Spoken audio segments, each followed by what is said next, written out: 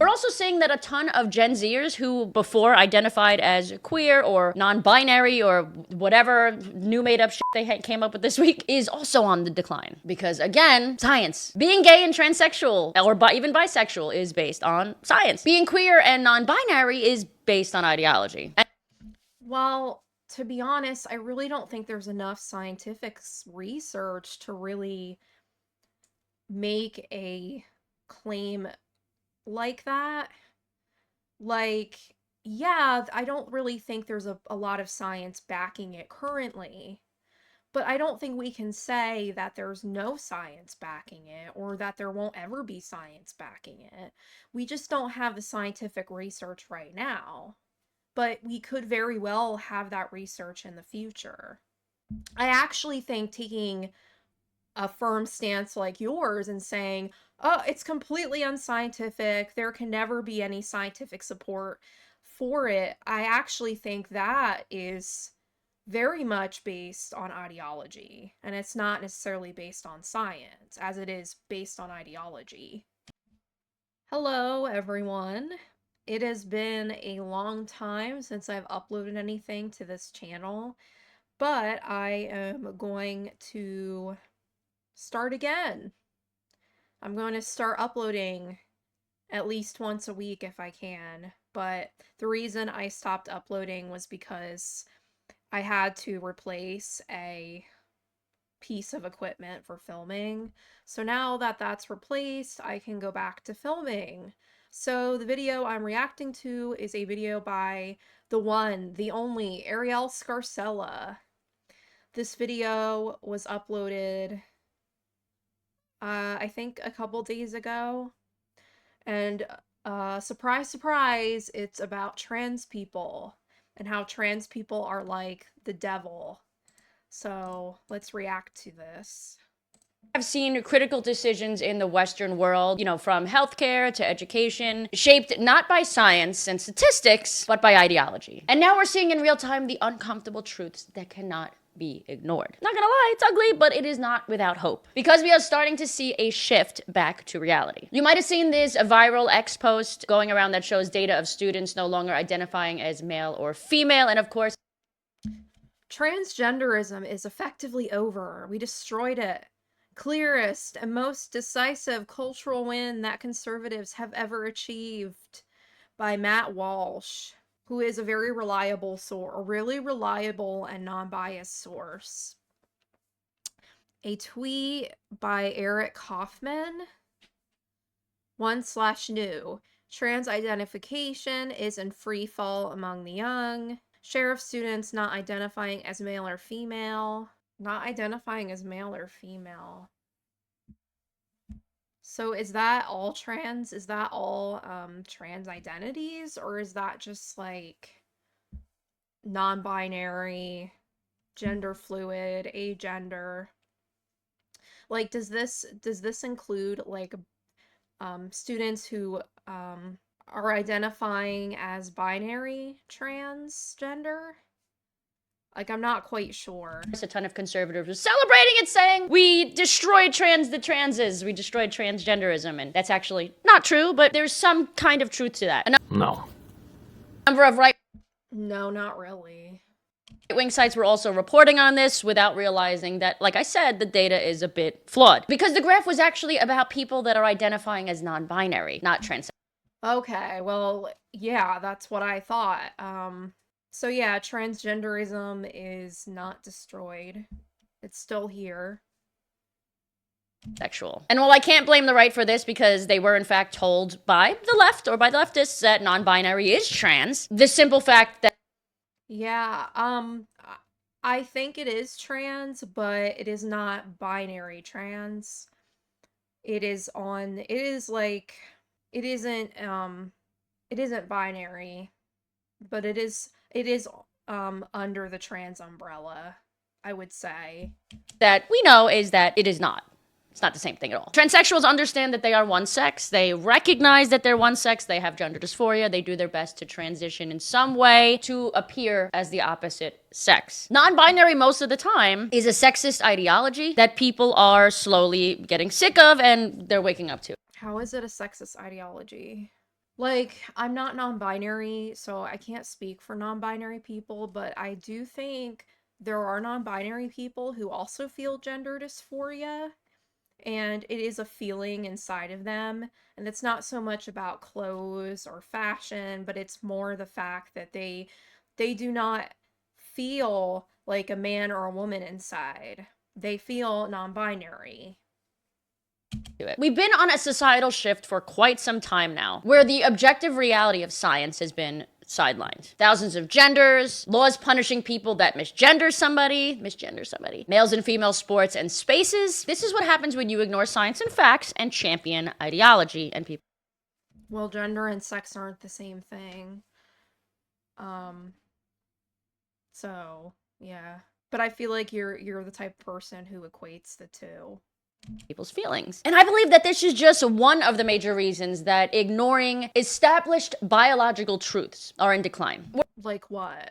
What biological truths are people ignoring by acknowledging the existence of multiple genders? You need to elaborate.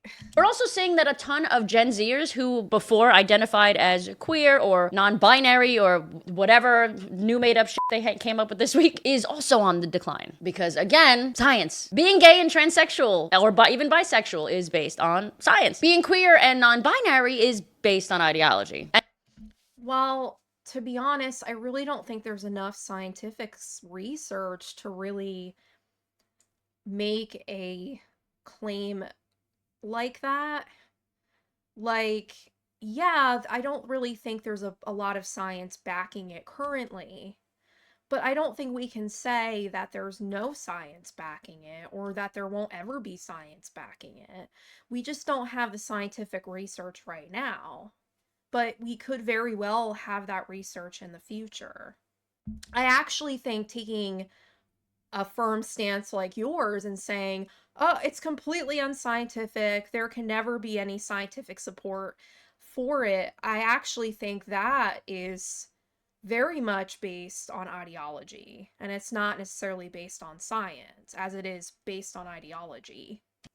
The normal gays and lesbians, we are still here having to clean up the bullshit that they left, that I've been saying that we would have to do for the past 7 years. Eric continued his thread and said, not only this, but freshmen in 2024-25 were less trans and queer than seniors were, whereas it was the reverse when BTQ identifying was surging 3 years ago.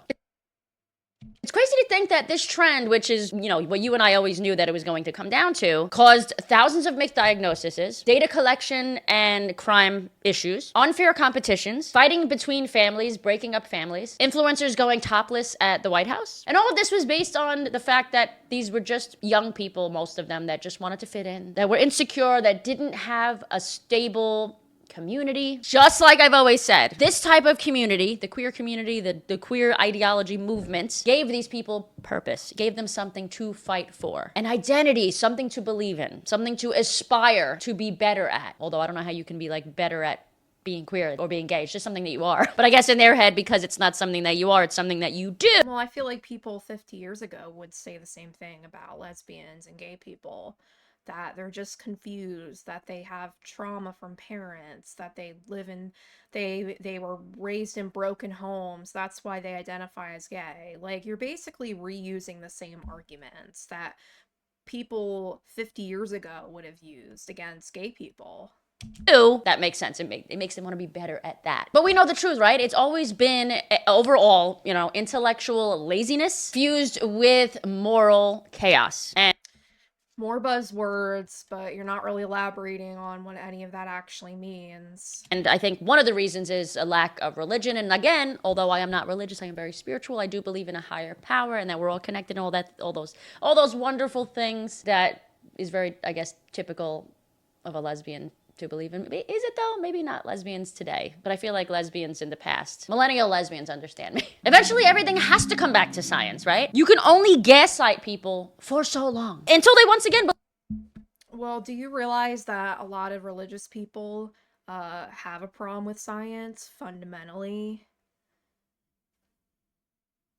Believe their own eyes. And trust me when I say this, people have had enough. 2 days ago, Maine parents stripped to their underwear at a school board meeting to demonstrate how uncomfortable it is for... Great, let me read read this. Whoa. Made parents stripped to their underwear at a school board meeting to demonstrate how uncomfortable it is for girls to be forced to change in locker rooms with trans-identified males.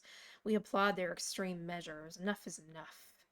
Well, the fact that the account name is Gays Against Groomers and the fact that they are referring to trans girls as trans-identified males tells me all I need to know about this account. Girls to be forced to change in locker rooms with trans-identified males. I'm sorry, I'm not laughing at the fact. The reason why they had to do this, I'm just laughing at the fact that they actually went through with this because it's great. Female volleyball game at Seneca College in Ontario, Canada features Female volleyball game at Seneca College in Ontario, Canada features 5 biological male trans athletes. Oh my gosh, the world is ending. The five trans women athletes in the entire, probably the entire world are competing. I know there's more. There's definitely more than 5 trans women athletes, but conservatives like to make it seem seem that there are like hordes of trans women athletes who just want to invade women's sports teams. And that's really not the case. That's not reality, but that's what they like to make it seem. 5 biological male trans athletes. 5. Not just 1, 5. People 5. Oh my gosh. The world's ending. are over it, and so are the kids. These kids staged a walkout in Oregon after a male student was once again allowed in the girls' changing room.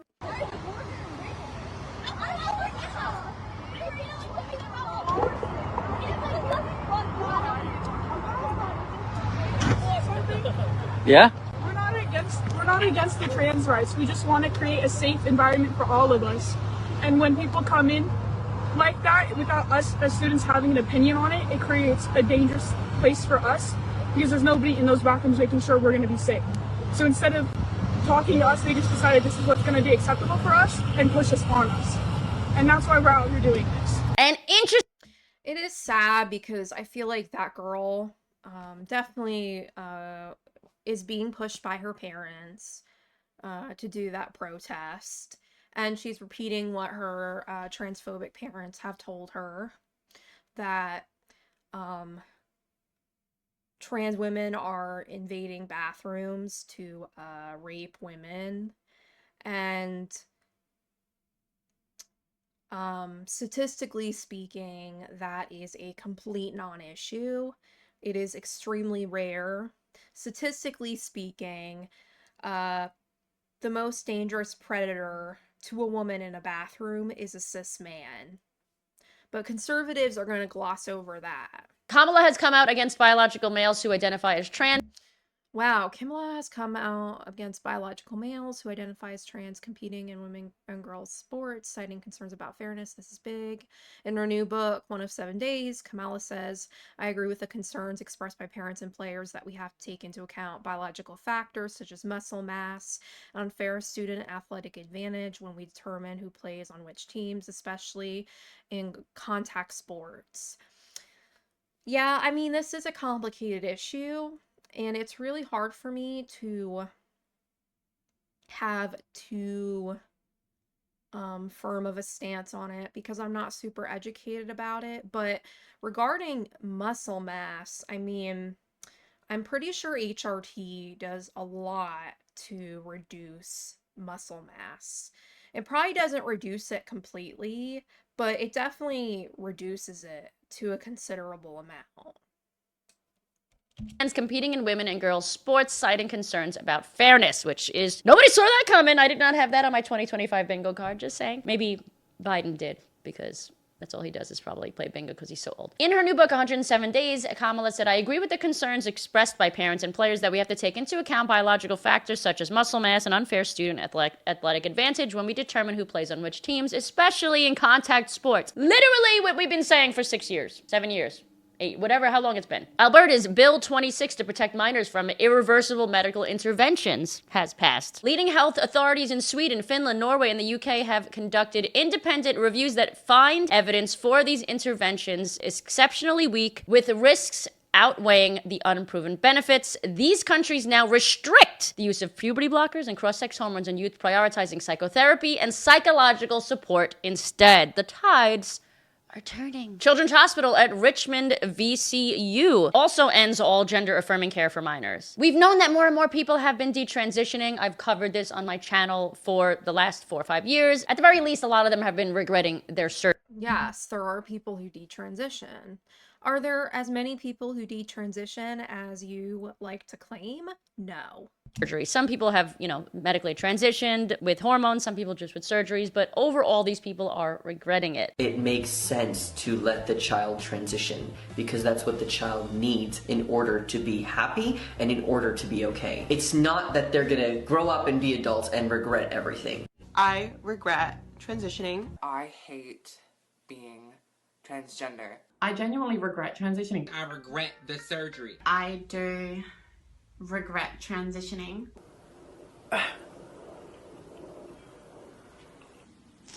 Okay, so are there people who regret transitioning? Yes. Are they the majority of people who transition? No. Are they valid? Yes.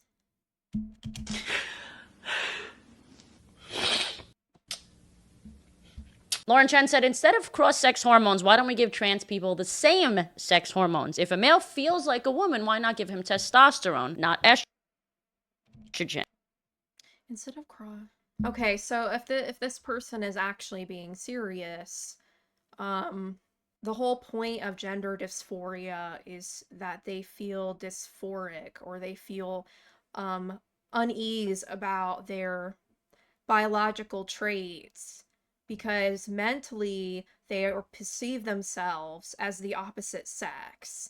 And so giving a man who feels gender dysphoria, giving a man more testosterone is just going to give him more dysphoria, no? If this person is actually being serious. And Brianna said, who's a trans woman, who I like, said, they tried this, it made us even more distressed and extremely suicidal. Whatever is wrong with us has some biological basis because estrogen fixes it so shockingly. Yeah, I mean, that's exactly what I'm saying, is like, wouldn't giving more testosterone make them feel more dysphoric? Because they are feeling distress about what testosterone has given them, the facial hair, the muscle mass, the body odor. That is literally what gender dysphoria is. Well, and again, let's stick with the science. Science says that this indeed does help a lot of actual transsexual people. And if we're being real, Okay, but who is an actual transsexual according to you? Is it just people who suffer from legitimate gender dysphoria? And if so, well, what makes gender dysphoria legitimate enough for you that you would class them as actual legitimate transsexuals? insane uptick in trans-identifying people was a red flag from the start. That's not me, okay? I view transitioning as the single worst mistake I've made in my life. It had immediate negative consequences with my family because they could just not wrap their head around my desire to transition. I wanted them to use this new name and pronouns pretty immediately. They did not want to do that because they did not want to affirm this identity that, they were hoping I would come to my senses. I did not. I ignored them. But yeah, it drove this huge wedge between us, and that was really hard for me because I was close to my... Well, a lot of families can't wrap their heads around their kids being gay either. Should the child who comes out, should they just tell their parents, oh, I'm not gay anymore, I'm straight, because it's causing a wedge too? If transitioning didn't work out for you, that's completely valid. If you didn't like the consequences it had, that's valid. Detransitioners, I'm not going to dismiss their experiences. If it didn't work out for you, it didn't work out for you. But for you to say that people shouldn't transition because it keeps families apart, to me, that's not really a great reason, because there are lots of homophobic families that don't want to accept their child being gay, you know? And I really feel like the parents should be the ones educating themselves and learning to accept their child for who they are. And I'm not saying you're saying that, but a lot of detransitioners, they do say that people shouldn't transition because it causes a wedge between them and their families. But a lot of things cause wedges between families. So I don't necessarily think that's a good argument. My parents, I'm so close to my parents. Yeah.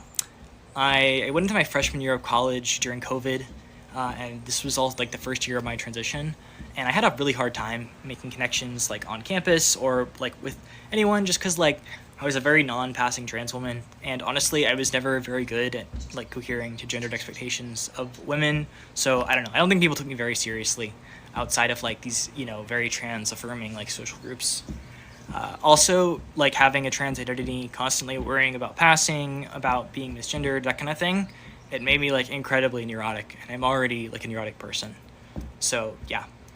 This is not even to mention like the physical effects. If it was just like I'd gone socially transitioned, I would feel like a lot better about it. But no, I had facial feminization surgery, so I do miss like my like strong brow bone. I don't like looking a little more androgynous like I do now. But the biggest negative effects have been the lingering effects of estrogen. I have some gynecomastia, which is, you know, really not like too bad, as you can see. Like my thighs are a little bit thicker than the average guys. Look at this comparison in British attitudes. Okay, so this person transitioned. They were like, yeah, this isn't working out for me.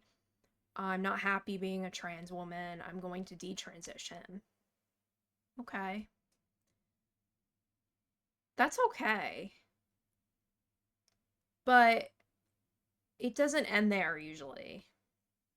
A lot of these detransitioners are very transphobic, and they try to make their experience everyone's experience, and they try to make it seem like every trans person is eventually going to regret it, when the reality is the majority of trans people do not regret it. Yes, detransitioners exist, and yes, we should listen to them, but detransitioners are not the majority of the community. And it's because most people who transition do not end up regretting it. Of trans rights from 2020 to 2024. Look at how drastic the change is. Look at all the green dots, all the green check marks in the first slide, and then look at all the red X's in the second slide. Well, I think that's because the world is kind of becoming more right-leaning in general. And I think political shifts like this are normal. I don't necessarily think it's because trans people are becoming crazy, like you're trying to say. I think it's just because people's attitudes in general are becoming more right-wing, and not just about trans rights, but about everything. Slide. And the most annoying part of all of this is that the fake trans people, the activists, the queer activists, refuse to take any accountability for What are the fake trans people? What are the crazy activists? Like, you're using all these buzzwords, but you're not actually being specific about what these people are, what makes a trans person fake in your eyes. Like, you're just using all these buzzwords. letting this happen, for making this happen, for causing this to happen. They'll blame me, they'll blame J.K. Rowling, they'll blame TERFs. I guess they call me a TERF too, so that, whatever. They'll blame Trump, You are a TERF. You are a TERF. It's okay to admit it. Well, you're not just a TERF, you're a proud TERF. blame Republicans, they'll blame conservatives. But the truth is, again, science can only be ignored for so long. We can only be gaslit for so long. Gays against Again, what scientific facts are you talking about? How are they ignoring scientific facts? And you have to delve more into it than just saying, huh, XX equals woman, XY equals man, ha ha ha ha. Like, you have to actually explain to me what you're talking about. Rumor said the most disturbing trend of the last few years is the destruction of childhood innocence in an attempt to validate the insecurities of sick adults. What destruction of childhood innocence? Making kids aware that, yeah, trans people exist. Yeah, some kids do get gender dysphoria. What is wrong with that?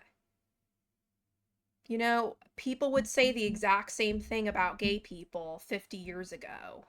They would say the same thing about you, Arielle, you being a lesbian. They would say that you're grooming kids to be lesbians and introducing them into your sick lifestyle, taking away their innocence.